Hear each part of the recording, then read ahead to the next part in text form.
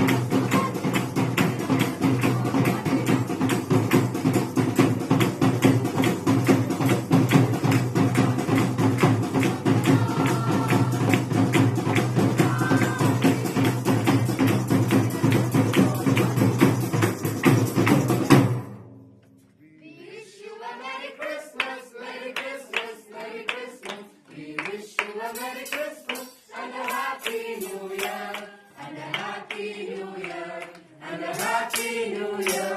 We wish you a Merry Christmas and a Happy New Year.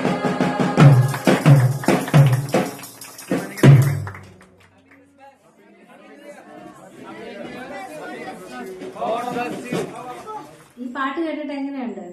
നല്ല പാട്ടല്ലേ? ഒരു വ്യത്യസ്തമായ കരോളാണ് അവരുടെ. നല്ല സൂപ്പർ അവരുടെ പാട്ട് കേൾക്കാൻ എനിക്കും ഇഷ്ടമായി.